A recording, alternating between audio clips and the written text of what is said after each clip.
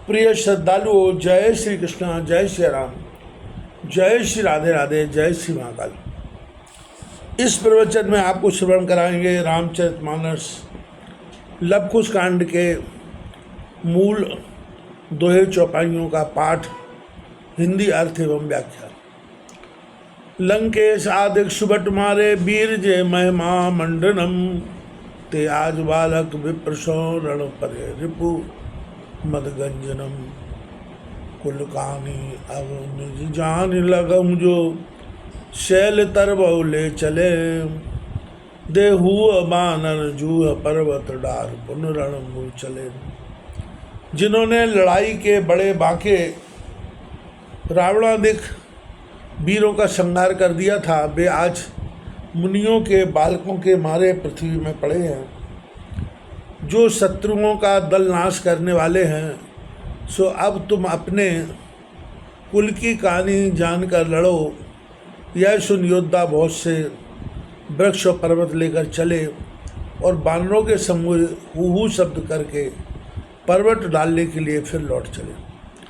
सावधान धनुबाण ले धायो लव बलवान, सम्मुखाय विभीषण बोले बहुत वर्षा।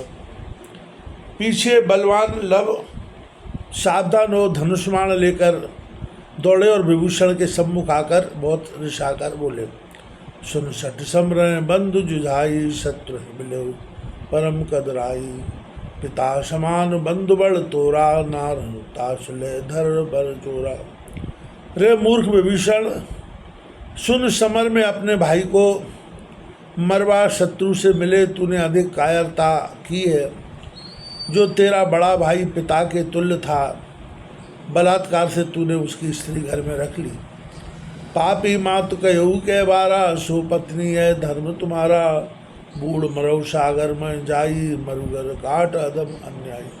पापी उस मंदोदरी को रावण के सम्मुख कई बार माता कहा है, उसे स्त्री बनाया। क्या यही तेरा धर्म है? अरे अधर्मी अन्यायी, तू समुद्र में जाके डूब मर या गला काट कर मर जा। समर भूम मम सम्मुखावा, लाज होत नहीं गाल बजावा।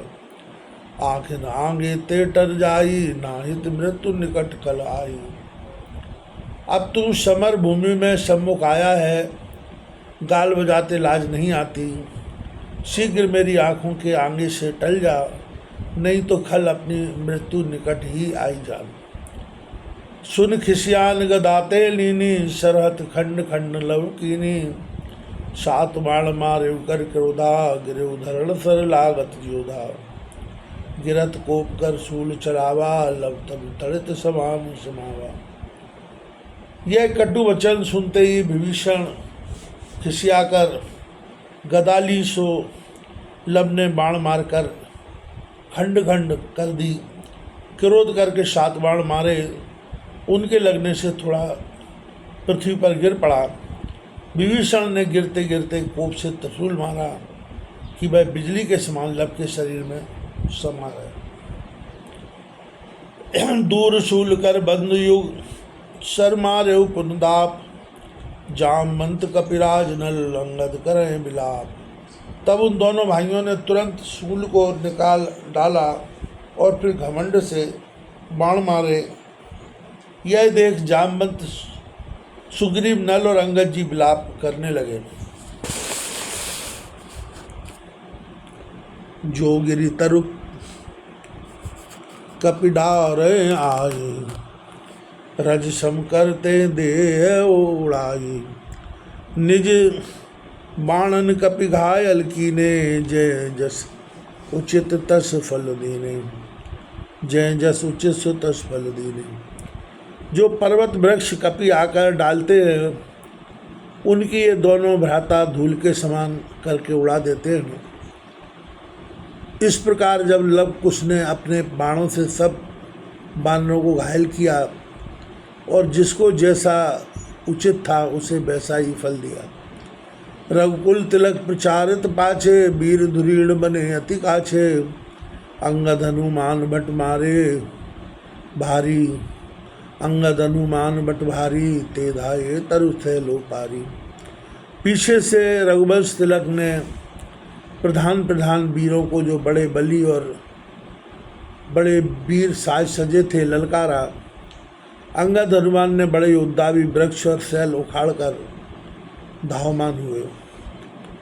डार शैल दुई भिरेर शाई, खड़गन हने वीर बरे आई। कपिन कोप कर भर उरहत तेही, जिम खग मशक चोट गज देही। वह दोनों उन पर्वतों को डाल उनसे क्रोधपूर्वक जा भिड़े और उनको वीर कुमारों ने तलवारों से मारा। फिर उन दोनों बानरों ने क्रोध से उनके हृदय में बड़े वेग से आघात किया, परंतु हाथी पर मच्छर के प्रहार के समान चोट न लगे। हाथी दोनों कपि भूमि गिराए, जामवंत कपि पति तह पहाए। यह तन कोटिक समर लड़ाई, जीते लड़े बहुत हम भाई। फिर उन दोनों बालकों ने अपने प्रहार से अंगद हनुमान को पृथ्वी पर गिरा दिया। यह देख जामवंत सुग्रीव के पास आकर कहने लगे कि भाई, इस शरीर से हमने करोड़ों संग्राम जीते हैं, अनेक योद्धाओं को मार डाला और अनेकों को जीता। यह बालक त्रिभुवन बली, जीत सके नहीं कोई। चलो प्राण दीजिए समर, अमर जगत नहीं होए। पर ये त्रिलोकी में बली बालक है, इनको कोई नहीं जीत सकता। चलो अब युद्ध में हम भी प्राण दे दें, क्योंकि संसार में कोई अमर तो है ही नहीं। आए भालु बली भटनाना, तान सरासन तरसन दाना। हृदय ताक लव मार्यो शायक, यूं जन सात गयो कपिनायक। तब तो अनेक बली योद्धा रीछ बानर आए, धनुष्तान कर सर अनुसंधान किए।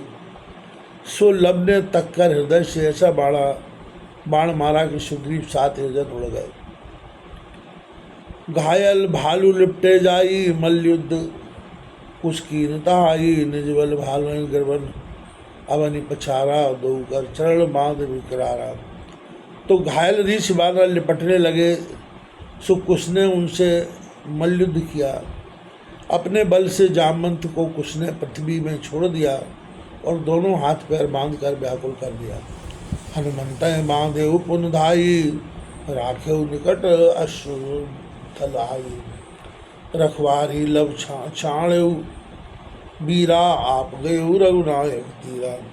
फिर हनुमान जी को दौड़कर लब ने बांध लिया और घोड़े के निकट लाकर बिठाया। रखवारी करने के लिए वीर लब को छोड़ कुछ रघुनाथ जी के पास गए।